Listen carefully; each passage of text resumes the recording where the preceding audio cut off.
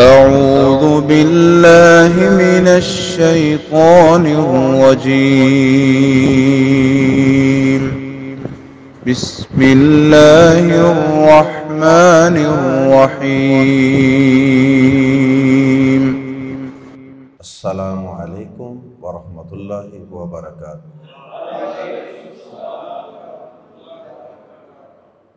سورۃ الانعام verse number 80 سے 83۔ ان الحمد للہ والصلاة والسلام علی رسول اللہ اما بعد۔ اعوذ باللہ السمیع العلیم من الشیطان الرجیم من ہمزہ ونفخہ ونفثہ۔ بسم اللہ الرحمن الرحیم۔ وحاجہ قومہ قال اتحاجونی فی اللہ وقد ہدانی ولا اخاف ما تشرکون به الا ان یشاء ربی شیئا وسع ربی کل شیء علما افلا تتذکرون وکیف اخاف ما اشرکتم ولا تخافون انکم اشرکتم باللہ ما لم ينزل به علیکم سلطانا فأي الفريقين أحق بالأمن إن كنتم تعلمون الذين آمنوا ولم يلبسوا إيمانهم بظلم أولئك لهم الأمن وهم مهتدون وَتِلْكَ حُجَّتُنَا آتَيْنَاهَا إِبْرَاهِيمَ عَلَى قَوْمِهِ نَرْفَعُ دَرَجَاتٍ مَّن نَّشَاءُ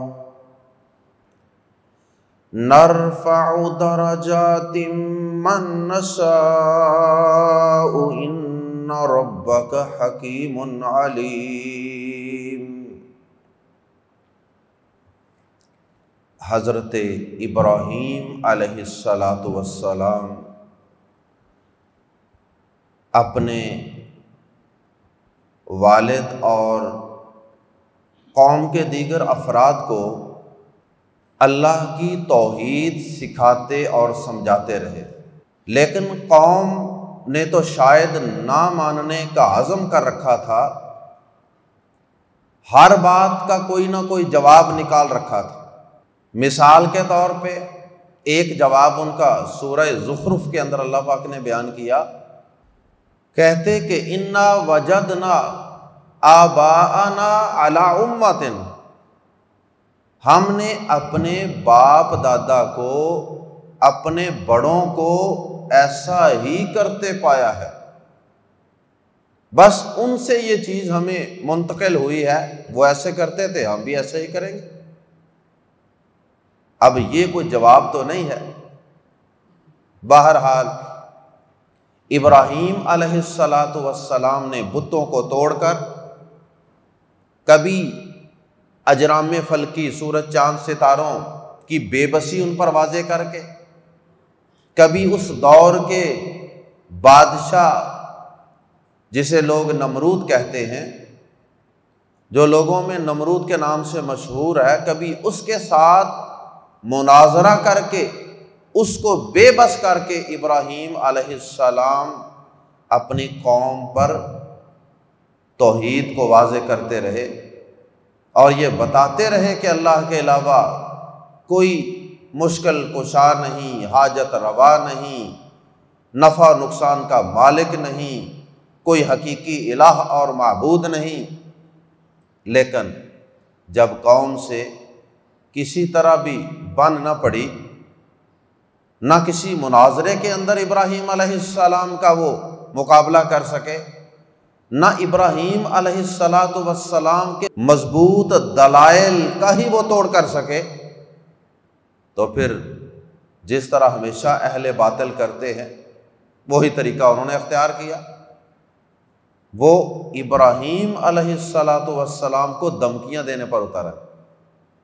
جب دلیل کی آواز ان کی خاموش ہو گئی، جب ان کے دلائل کمزور پڑ گئے، تو ہونا تو یہ چاہیے تھا کہ وہ تسلیم کر لیتے، تو تسلیم کرنے کی بجائے انہوں نے ابراہیم علیہ السلام کو دھمکیاں دینا شروع کر دی۔ اللہ اکبر، کہنے لگے کہ وہ ہمارے معبود جنہیں تم برا بھلا کہتے ہو نا اے ابراہیم، وہ تم سے نمٹ لیں گے، تمہارا انجام اچھا نہیں ہوگا، ان کی مخالفت کر کے تمہارا کوئی انجام اچھا نہیں ہوگا، وہ تمہارا یہ کر دیں گے، وہ تمہارا وہ کر دیں گے۔ ابراہیم علیہ السلام کو انہوں نے اپنے ان بنائے ہوئے اور جعلی معبودوں سے ڈرانا شروع کر دیا۔ اور آج کے دور میں بھی لوگ ڈراتے ہیں کہ اگر تم نے یہ نہ کیا، اگر تم نے بزرگوں کو ناراض کیا، تمہاری بھینس مر جائے گی، تمہارا بیٹا مر جائے گا، تمہاری اولاد نہیں ہوگی، کاروبار تباہ ہو جائے گا۔ تو ابراہیم علیہ السلام کو بھی انہوں نے اپنے جعلی اور جھوٹے اور بے بس معبودوں سے ڈرایا۔ ابراہیم علیہ السلام چونکہ موحد تھے، اور موحد بڑا مضبوط ہوتا ہے، بڑا جرأت والا، بڑا بہادری والا ہوتا ہے، کیونکہ جو اللہ سے ڈر جاتا ہے نا پھر وہ کسی اور سے نہیں ڈرتا، اور جو اللہ کے علاوہ در در کی ٹھوکریں کھاتا ہے وہ تو اندھیری رات میں اپنے سائے سے بھی ڈر جاتا ہے۔ اللہ کی توحید یہ بہت بڑی قوت اور طاقت ہے۔ ابراہیم علیہ السلام نے کہا کہ تم مجھے اللہ کے علاوہ جن سے ڈراتے ہو نا، یہ میرا کچھ بھی نہیں بگاڑ سکتے۔ اور ساتھ انہوں نے ابراہیم علیہ السلام نے بڑی ایک مضبوط عقلی دلیل دی۔ اچھا یہ بتاؤ کہ جن معبودوں کی تم عبادت کرتے ہو، جن کو تم پکارتے ہو، ان معبودوں کے معبود ہونے کی تو اللہ پاک نے کوئی آسمان سے دلیل ہی نازل نہیں کی، وہ تو بغیر دلیل کے ہے۔ اور دوسری طرف میں رب کو سجدہ کرتا ہوں، رب کو پکارتا ہوں، اس کو معبود مانتا ہوں، اور تم اس رب کی توحید کے منکر ہو۔ اب تم تو سچے معبود کی توحید میں شرک کر کے اس سچے معبود سے نہیں ڈرتے، تم تو اس سے نہیں ڈرتے کہ اس اللہ کے ساتھ شرک کریں گے تو وہ نقصان کر دے گا، وہ کاروبار کا ستیہ ناش نہ کر دے۔ تم تو اتنی بڑی ذات سے نہیں ڈرتے، شرک پہ شرک کیے چلے جاتے ہو، اور میں ان جھوٹے اور چھوٹے چھوٹے معبودوں سے ڈرنا شروع کر دوں جو تمہارے بنائے ہوئے ہیں، جن کے معبود ہونے کی کوئی دلیل بھی نہیں ہے، جو کسی کے نفع نقصان کے مالک بھی نہیں ہے، میں ان سے کیوں ڈرنا شروع کر دوں؟ جب مشرک شرک کر کے اللہ سے نہیں ڈرتا تو پھر ہم توحید پر ہو کر ان جھوٹے معبودوں سے کیوں ڈریں؟ ابراہیم علیہ السلام نے انہیں یہ جواب دیا، اور پھر انہیں بتایا کہ میرے رب نے مجھے ہدایت دی ہے، اس سیدھے راستے پر مجھے میرے رب نے چلایا ہوا ہے، اس لیے مجھے کوئی ڈرنے کی گھبرانے کی ضرورت نہیں ہے۔ اللہ اکبر۔ اور پھر ابراہیم علیہ السلام نے انہیں کچھ اور بھی توحید اور شرک کے حوالے سے نصیحتیں فرمائیں۔ آئیے قرآن مجید کے الفاظ میں پڑھتے ہیں۔ وحاج، اور جھگڑا کیا، دلیل کے میدان میں جھگڑنا، وحاجہ اور جھگڑا کیا اس سے، کس سے؟ ابراہیم علیہ السلام سے، قوم اس کی قوم نے، وحاجہ قومہ اور اس کی قوم نے اس سے جھگڑا کیا۔ بڑے مناظرے شناظرے ہوئے، بڑی دلیلیں دی گئیں، دونوں طرف سے دلائل کے تبادلے ہوئے، اور پھر اس کے بعد انہوں نے دھمکیاں دیں جن کا یہاں واضح الفاظ میں تذکرہ نہیں ہے، لیکن ابراہیم علیہ السلام کا آگے آنے والا جواب بتا رہا ہے کہ انہوں نے دھمکیاں دی تھیں۔ قال کہا ابراہیم علیہ السلام نے اتحاجونی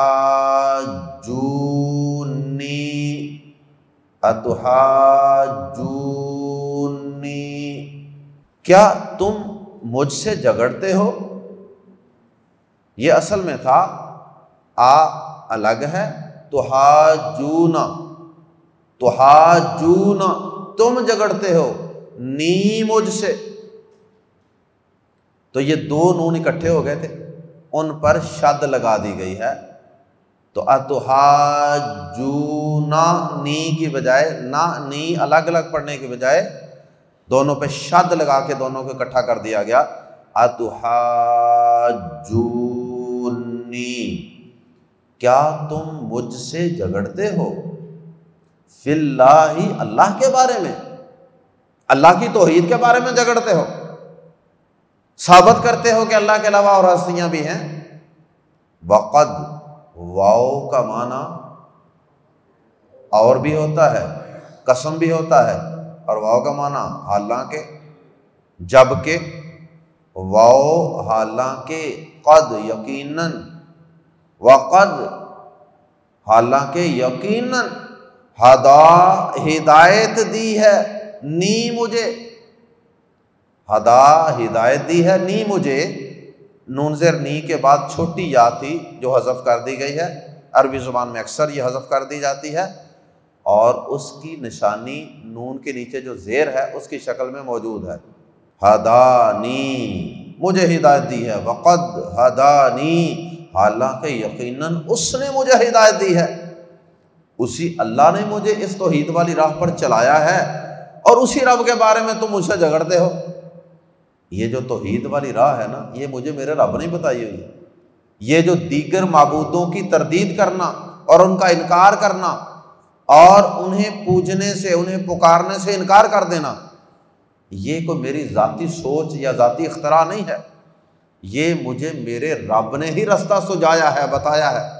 رہی یہ بات کہ تم مجھے ڈراتے ہو ان سے کہ تم اگر ان کو نہیں مانو گے، ان کو نہیں پکارو گے، وہ تمہارا یہ نقصان کر دیں گے، تمہارا یہ نقصان کر دیں گے، تو سنو، ولا اخاف اور نہیں میں ڈرتا، اخاف میں ڈرتا، ولا اخاف اور نہیں میں ڈرتا، ما ان سے جنہیں تشرکون تم شریک ٹھہراتے ہو، بھی اس کے ساتھ یعنی اللہ کے ساتھ، اور جنہیں تم اللہ کے ساتھ شریک ٹھہراتے ہو نا، میں تو ان سے ڈرنے والا نہیں،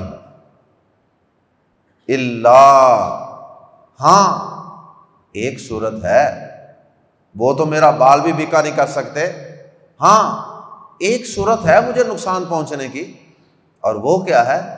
اللہ سوائے اس کے، اسے کہتے ہیں مستثنا منقطع۔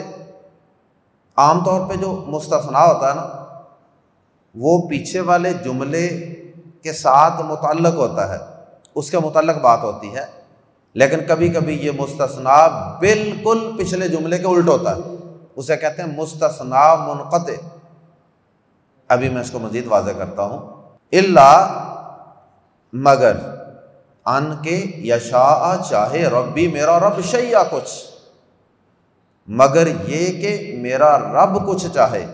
اب اگر یہ اللہ عام اللہ ہوتا نا تو پھر اس کا معنی یہ ہونا تھا، مفہوم یہ بننا تھا کہ بھائی جن سے تم مجھے ڈراتے ہو نا، میں تو ان سے نہیں ڈرتا، جنہیں تم اللہ کا شریک بناتے ہو نا، میں ان سے نہیں ڈرتا، مگر میرا اللہ چاہے تو میں ان سے ڈر جاتا ہوں۔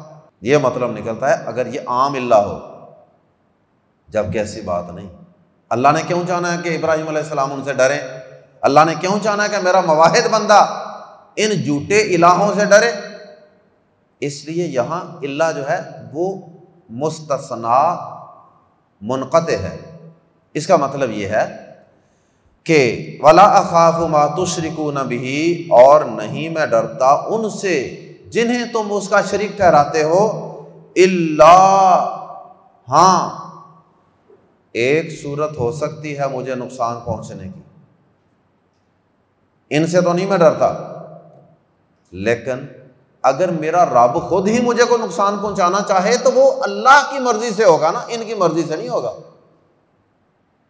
کسی کی ٹانگ ٹوٹ گئی، کہہ دیا جی دیکھو یہ فلاں بزرگوں کا گستاخ تھا نا، یہ فلاں ڈیری پہ جا کے سجدہ نہیں کرتا تھا، یہ وہاں جا کے نظر نیاز نہیں دیتا تھا، اس لیے اس کی ٹانگ ٹوٹ گئی ہے۔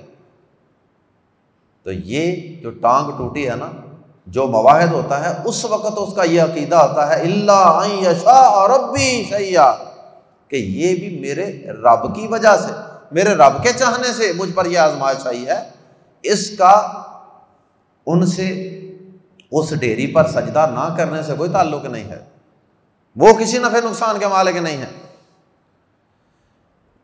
وسیع، احاطہ کر رکھا ہے، وسیع کا معنی وسعت، وسیع یہ واو جو ہے اس کا معنی اور نہیں ہے، یہ اس لفظ کا حصہ ہے۔ وسیع گیر رکھا ہے، احاطہ کر رکھا ہے، ربی میرے رب نے، کل شیء ہر چیز کا، علم سے، میرے رب نے ہر چیز کا علم سے، اپنے علم سے احاطہ کر رکھا، مطلب کہ کوئی چیز بھی میرے رب کے علم سے باہر نہیں ہے، اسے پتہ ہے کہ میرے بندے کو کس وقت کیا فائدہ پہنچنا ہے، کیا نقصان پہنچنا ہے، یہ سارا کچھ اس کے علم میں ہے، اس کے علم سے ایسا ہوگا جب بھی ہوگا، ورنہ ان الہوں کے چاہنے سے کچھ بھی نہیں ہوگا۔ انہوں نے بیچاروں نے چاہنا کیا ہے، یہ تو خود نفع نقصان کے مالک نہیں ہے۔ افلا، آ کیا، فا تو، آفا جب کٹھے آتے ہیں تو ترجمہ الٹ کرتے ہیں، فا کا پہلے آ کا بعد، آفا تو کیا، لا تتذکرون تم نصیحت حاصل نہیں کرتے۔ جھنجھوڑنے کے انداز میں کہا جا رہا ہے کہ اتنے واضح دلائل، اور میرا ابراہیم کا علیہ السلام کا، ایک اللہ کے موحد اور حنیف بندے کا اتنا مضبوط عقیدہ اور اتنا مضبوط اور ٹھوس ایمان دیکھ کے بھی تم کوئی نصیحت حاصل نہیں کرتے، اس کے باوجود تم یہی سمجھتے ہو، لوگوں کو ڈراتے رہتے ہو ان الہوں سے کہ یہ کر دیں گے، وہ کر دیں گے۔ وَكَيْفَ، مزید اسی بات کو واضح کیا ابراہیم علیہ السلام نے لاجیکلی، وَكَيْفَ أَخَافُ، اور میں کیسے ڈروں، ما ان سے جنہیں اشرکتم تم نے شریک بنایا ہے، وَكَيْفَ أَخَافُ مَا أَشْرَكْتُمْ، اور میں اس سے کیسے ڈروں جسے تم نے شریک بنایا ہے، وَلَا تَخَافُونَ، جبکہ حالانکہ، لا تخافون نہیں تم ڈرتے، انکم کہ بے شک تم، اشرکتم شرک کرتے ہو، باللہ اللہ کے ساتھ، تم تو اللہ کے ساتھ شرک کرنے سے نہیں ڈرتے اور میں ڈرنا شروع کر دوں۔ ڈرنا تو تمہیں چاہیے نا، جو اتنی بڑی طاقتوں والے رب اور بادشاہ کے ساتھ چھوٹی چھوٹی ننھی منی مخلوقوں کو اور اسی کے پیدا کیے ہوئے بندوں کو یا چیزوں کو اس کا شریک بنائے بیٹھے ہیں، ڈرنا تو تمہیں چاہیے، تو تم تو ڈرتے کوئی نہیں۔ اور پھر ایسی چیزوں کو تم اللہ کا شریک بنائے بیٹھے ہو، انکم اشرکتم باللہ، بے شک تم اللہ کے ساتھ اس کو شریک بنائے بیٹھے ہو یا انہیں شریک بنائے ہوئے ہو، ما جو لم نہیں، ینزل نازل کی، اتاری، لم ینزل نہیں اس نے اتاری، بھی اس کے متعلق، علیکم تم پر، سلطانن کوئی دلیل، کوئی حجت، کوئی دلیل، تم اللہ کے ساتھ ان کو شریک ٹھہرائے ہوئے ہو جن کے شریک معبود ہونے کی اللہ نے تو کوئی دلیل بھی نازل نہیں کی، تو اس کے باوجود تم ان کو پکارے جاتے ہو، ان کو الہ بنائے جاتے ہو، اور تم ڈرتے بھی کوئی نہیں ہو اللہ سے کہ اللہ کہیں اللہ کی پکڑنا ہم پر آ جائے۔ تم تو ڈرو کوئی نہ سچے رب سے، اور میں جھوٹے رب جو ہیں، جھوٹے معبود ہیں، ان سے ڈرنا شروع کر دوں۔ یہ کس طرح ہو سکتا؟ بڑی مضبوط دلیل دی ہے ابراہیم علیہ السلام۔ فا تو ای الفریقین، دو گروہ ہو گئے نا، ایک اللہ کو پکارنے والا اور ایک دیگر ہستیوں کو اللہ کا شریک ٹھہرانے والا۔ فا تو ایو کون، الفریقین دونوں گروہوں میں سے، ای الفریقین دونوں گروہوں میں سے کون، فریقین تثنیہ ہے، دو کا معنی اس میں موجود ہے۔ ہمارے ہاں اردو میں جب لوگ یہ اشٹام وغیرہ اور کوئی تحریر لکھتے ہیں نا، اس میں لکھتے ہیں دونوں فریقین یہ کہتے ہیں، دونوں کہنے کی ضرورت نہیں ہوتی۔ جب فریقین کہہ دیتے ہیں نا تو اس کا مطلب یہ ہے دونوں فریق، یا تو دونوں کے ساتھ فریق بولیں یا پھر فریقین ہی بولیں، صرف دونوں نہ بولیں۔ فَأَيُّ الْفَرِيقَيْنِ تو کون دونوں گروہوں میں سے احق زیادہ حق رکھتا ہے، بالامن امن کا، تو دونوں گروہوں میں سے امن کا، سکون کا، اطمینان کا دنیا میں اور آخرت میں زیادہ حقدار کون ہوا پھر؟ جو اللہ پاک کو سچے الہ اور سچے معبود کو پکارنے والا ہے اور جھوٹوں کا انکار کرنے والا ہے، وہ زیادہ امن والا ہے، سکون والا ہے، تسلی سیٹسفیکشن والا ہے، یا وہ جو اللہ کے علاوہ مجبور، کمزور، بے بس، جو نفع نقصان کے بھی مالک نہیں، وہ خود مخلوق ہیں، جو ان کو پکارتا ہے وہ زیادہ امن، سکون، اطمینان کا حقدار ہے۔ فَأَيُّ الْفَرِيقَيْنِ أَحَقُّ بِالْأَمْنِ تو دونوں گروہوں میں سے امن کا زیادہ حقدار کون ہے؟ ان کنتم اگر ہو تم، ان اگر کنتم ہو تم، تعلمون جانتے، اگر تم علم سے کام لو نا، کچھ شعور سے کام لو، غور و فکر کرو، تو پھر یقیناً تمہیں اس بات کی سمجھ آ جائے گی کہ امن والا وہی ہے جو صرف ایک اللہ کو پکارنے والا ہے۔ اور پھر آگے مزید اس کی وضاحت فرما دی۔ یہ قول ابراہیم علیہ السلام کا بھی ہو سکتا ہے اگلی آیت، اور یہ اللہ پاک کا بھی ہو سکتا ہے۔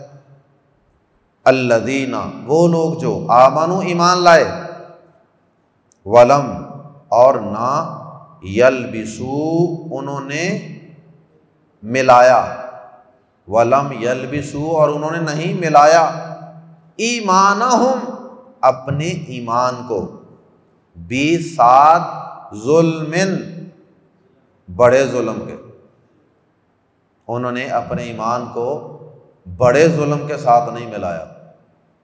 اللہ اکبر۔ اولئک یہ لوگ ہیں، لہم جن کے لیے ہے الامن امن۔ اب آگے خود پہلے تو ان سے سوال کیا تھا نا کہ بتاؤ کہ فریقین میں سے، دونوں گروہوں میں سے کون امن کا زیادہ حقدار ہے، ذرا تم بھی اپنی عقل کو ہاتھ مارو۔ اور پھر اس کے بعد پھر پراپر خود جواب دے دیا، ڈیفائن کر دیا، واضح کر دیا قیامت تک آنے والے لوگوں کے لیے کہ امن کا، سکون کا حقدار اگر کوئی ہے تو وہ کون ہے؟ جو اپنے ایمان کے ساتھ بڑے ظلم یعنی شرک کی آمیزش نہیں کرتا۔ بڑے ظلم سے مراد یہاں شرک ہے۔ وہم اور وہی مہتدون ہدایت پانے والے ہیں۔ اب اس آیت کریمہ میں بہت اہم آیت ہے۔ ایک بات تو یہ معلوم ہوئی کہ اس آیت کریمہ کے اندر جو بھی ظلمن ہے نا، اس کے متعلق گرامیٹیکلی بھی کچھ بات سمجھ لیں، اور پھر صحیح بخاری شریف کی حدیث بھی سماعت فرما لیں۔ جب یہ آیت کریمہ نازل ہوئی تو اس وقت صحابہ کرام پریشان ہو گئے۔ پریشان کیوں ہو گئے؟ پریشان تو وہ ہوتا ہے نا جس نے عمل کرنا ہوتا ہے، تو جس نے عمل ہی کو نہیں کرنا، وہ پورا پارا بھی ترجمے سے سن لے، اسے کیا پریشانی؟ ادھر سے سنا ادھر سے نکال دیا۔ تو جس نے عمل کرنا ہوتا ہے نا وہ پریشان ہوتا ہے، یہ کیا بنے گا، کیسے عمل کروں گا۔ اللہ اکبر۔ تو ہوا یہ کہ جب یہ آیت کریمہ اتری تو صحابہ کرام نے یہاں ظلمن کے لفظ کا وہ ترجمہ سمجھ لیا جو اللہ تعالیٰ کی مراد نہیں تھی، اس لیے وہ پریشان ہو گئے۔ حالانکہ صحابہ کرام رضوان اللہ علیہم اجمعین عربی زبان کو جاننے والے تھے، ان کی مادری زبان تھی، لیکن اس کے باوجود وہ قرآن کی اس آیت کی تفسیر سمجھنے میں غلطی کھا گئے۔ کریکشن کہاں سے ہوئی؟ اللہ پاک نے نبی صلی اللہ علیہ وسلم کی زبان صادق سے ان کی اس غلط فہمی کو دور کر دیا۔ اب یہ جو ظلمن ہے اس کے نیچے جو دو زیریں ہیں تنوین، اس کا متعلق پہلے بھی ہم پڑھتے رہتے ہیں، آپ کو تو بات سمجھنے میں آسانی ہوگی کیونکہ آپ پہلے بھی یہ بات سنتے رہتے ہیں۔ یہ تنوین جو ہے اس کے کئی مقاصد ہوتے ہیں۔ کبھی یہ تنوین استعمال ہوتی ہے، بلکہ اکثر یہ استعمال ہوتی ہے تنکیر کے لیے، نکرہ بنانے کے لیے۔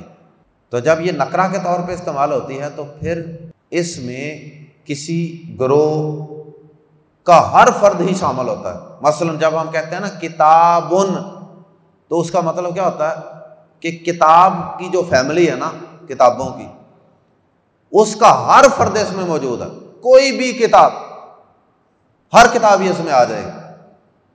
لیکن جب ہم الف لام لگا دیتے ہیں تو پھر اس سے خاص کتاب مراد ہوتی ہے۔ بہرحال تو اس ظلم کا ایک معنی تنوین کی وجہ سے یہ ہے کہ کوئی بھی ظلم، تو کوئی بھی ظلم جو ہے اس سے مراد ہے کہ کوئی بھی گناہ۔ اب صحابہ پریشان ہوئے کہ اللہ پاک تو یہ کہہ رہے ہیں کہ وہ لوگ جو ایمان لائے اور انہوں نے اپنے ایمان کو کسی قسم کے ظلم کے ساتھ مکس اپ نہیں کیا، ان کے لیے امن ہے اور وہی ہدایت یافتہ ہیں۔ تو صحابہ نبی صلی اللہ علیہ وسلم کی خدمت میں حاضر ہوئے، یہ مفہوم سمجھ گئے اور کہنے لگے اللہ کے نبی صلی اللہ علیہ وسلم یہ تو ہم تو ماریں گے، یہ کیا بنے گا؟ ہمیں سے کون ہے جس سے کبھی کوئی ظلم نہیں ہوتا؟ ظلم کا لفظ بڑا وسیع ہے نا، ہر غلط کام کے لیے ظلم کا لفظ استعمال ہوتا ہے۔ تو اب ہمیں سے ہر شخص جو ہے وہ خطا کار ہے، گناہ گار ہے، چھوٹی موٹی کمیاں کوتاہیاں تو ہر ایک سے ہو جاتی ہیں۔ تو اس کا مطلب ہے جس سے کوئی ایک گناہ بھی ہو گیا تو وہ امن سے نکل گیا، ہدایت سے نکل گیا، پھر تو ہم مارے جائیں گے۔ تو نبی صلی اللہ علیہ وسلم نے ان کو سمجھایا، اور یقیناً یہ اللہ پاک کے سمجھانے سے سمجھایا۔ نبی صلی اللہ علیہ وسلم نے اس ظلم کی تنوین کا ایک دوسرا معنی بیان کیا، اور وہ معنی ہے تعظیم۔ یہ تنوین کسی ایک جنس یا ایک گروپ کہ ہر فرد کے لیے یہ ہمیشہ استعمال نہیں ہوتا، بلکہ کبھی کبھی یہ اس پورے گروپ میں سے کسی سب سے بڑے فرد کے لیے بھی استعمال ہوتا ہے۔ اسے کہتے ہیں یہ تنوین تعظیم کے لیے، عظمت کے لیے، کسی بڑے کے لیے ہے۔ مثلا یہاں ظلمن ہے نا، تو اب ہم یہاں اس کا ترجمہ یہ نہیں کریں گے کہ کسی بھی ظلم، بلکہ ترجمہ کریں گے بڑے ظلم۔ فرق سمجھ آ گیا؟ اب گرامیٹیکلی تو دونوں ترجمے یہاں ہو سکتے ہیں، لیکن حدیث شریف نے آ کر آگے بند باندھ دیا اس کی غلط تفسیر کرنے غلط تفسیر کرنے سے روک دیا۔ نہیں، یہاں یہ مطلب نہیں ہے، بلکہ اس ظلم سے مراد ہے بڑا ظلم، اور مراد ہے شرک۔ نبی صلی اللہ علیہ وسلم نے پھر صحابہ کو کہا کہ تم نے قرآن مجید میں حضرت لقمان کا قول نہیں پڑھا ہوا؟ انہوں نے اپنے بیٹے سے کہا تھا ان الشرک لظلم عظیم، اے بیٹے شرک نہ کرنا، اس لیے کہ شرک کائنات کا سب سے بڑا ظلم ہے۔ تو اس لیے ایک تو یہ بات ثابت ہوئی کہ صرف عربی زبان سمجھ کر قرآن سمجھیں گے تو گمراہ ہوں گے، اور اگر نبی صلی اللہ علیہ وسلم کی حدیث کو ساتھ ملا کر آپ کے سمجھے ہوئے قرآن کو ہم سمجھیں گے، جس طرح آپ نے سمجھا ویسے سمجھیں گے جس طرح صاحب قرآن نے سمجھا، تو پھر انشاءاللہ صحیح سمجھیں گے۔ تو قرآن سمجھنے کے لیے حدیث کی ضرورت ہے کہ نہیں؟ بعض دانشور کہتے ہیں نہیں جی عربی زبان آتی ہو بس کافی، قرآن سمجھ آ جائے۔ دوسری بات یہ معلوم ہوئی کہ اللہ پاک کیا فرما رہے ہیں، الذین آمنوا، وہ لوگ جو ایمان لائے اور انہوں نے اپنے ایمان کو بڑے ظلم کے ساتھ نہیں ملایا۔ معلوم ہوا کہ کچھ لوگ ایمان لانے کے بعد شرک بھی کرتے ہیں، کچھ لوگ ایمان لانے کے بعد شرک بھی کرتے ہیں۔ تبھی تو اللہ پاک کہہ رہے ہیں وہ لوگ جو ایمان لائے، ایمان تو لاتے ہیں اللہ پر، اور اپنے ایمان کے ساتھ کسی بڑے ظلم کی آمیزش نہیں کی، ان کے لیے کیا ہے؟ امن ہے، ہدایت ہے۔ تو اب اس کا الٹ کیا ہوگا کہ جو لوگ ایمان لاتے ہیں اور اپنے ایمان توحید خالص کے اندر شرک کی گندگی کا ایک قطرہ ڈال دیتے ہیں، شرک کی آمیزش کر دیتے ہیں ایمان لانے کے بعد بھی، تو ایسے لوگوں کے لیے کوئی امن نہیں، کوئی سکون نہیں، ان کے لیے پھر بد امنی ہی بد امنی ہے۔ تو اس کا مطلب ہے کہ کچھ لوگ ایمان لانے کے بعد شرک بھی کرتے ہیں، جیسا کہ سورہ یوسف کی آیت نمبر 106 کے اندر بھی یہ بات موجود ہے، اور وہ بات کیا ہے؟ وَمَا يُؤْمِنُ أَكْثَرُهُمْ بِاللَّهِ إِلَّا وَهُمْ مُشْرِكُونَ۔ اللہ پاک فرماتے ہیں کہ لوگوں کی اکثریت اللہ پر ایمان لانے کے باوجود بھی شرک کرنے والی ہوتی ہے۔ اللہ کو بھی مانتے ہیں، اللہ پر ایمان بھی لاتے ہیں، ایمان کے دعوے دار بھی ہوتے ہیں، لیکن پھر بھی شرک کرتے ہیں۔ تو یہ کہنا کہ جی جو ایمان والے ہوتے ہیں نا وہ شرک کر ہی نہیں سکتے، یہ سوچ غلط ہے۔ ایمان لانے کے بعد اکثر لوگ ہیں وہ شرک میں مبتلا ہو جاتے ہیں۔ اللہ ہم سب کو شرک سے محفوظ فرمائے۔ تو ایسے لوگوں کے لیے کوئی امن نہیں ہے، کوئی سکون نہیں ہے، کوئی ہدایت یافتہ نہیں ہے، نہ دنیا میں نہ آخرت میں۔ اور آج پوری امت زوال کا شکار ہے، ذلت و رسوائی کا شکار، دہشت گردیاں، بم دھماکے، امن نہیں، سکون نہیں، سیاسی اعتبار سے بھی غیر مستحکم، معاشی اعتبار سے بھی غیر مستحکم، سیکیورٹی پوائنٹ آف ویو سے بھی غیر مستحکم۔ وجہ کیا ہے کہ آج مسلمانوں کی اکثریت مسلمان ہونے کے دعوے دار ہونے کے باوجود شرک میں مبتلا ہے۔ اللہ امت مسلمہ کو توحید خالص کی توفیق اور سمجھ عطا فرمائے۔ اور آخر میں اللہ پاک نے ابراہیم علیہ السلام کو یہ جو سارے دلائل دیے تھے نا قوم کے ساتھ مناظرے کرنے کے اور ان کا ناطقہ بند کرنے کے لیے، ان کے متعلق اللہ پاک نے فرمایا وَتِلْكَ، اور یہ حجتنا، ہماری دلیل ہے۔ یہ جو حجتیں تھیں نا، یہ جو دلیلیں تھیں نا، ایک حجت تو پنجابی میں کہتے ہیں نا حجتانہ کار، ہمارے پنجابی میں بزرگ کہتے ہیں نا حجتانہ کار، وہ تو ہوتا ہے مذاق کرنا۔ یہ حجت دلیل ہے، یہ وہ والا حجت نہیں ہے پنجابی والا۔ وَتِلْكَ حجتنا، اور یہ ہماری دلیل ہے، آتینا، ہم نے عطا کی،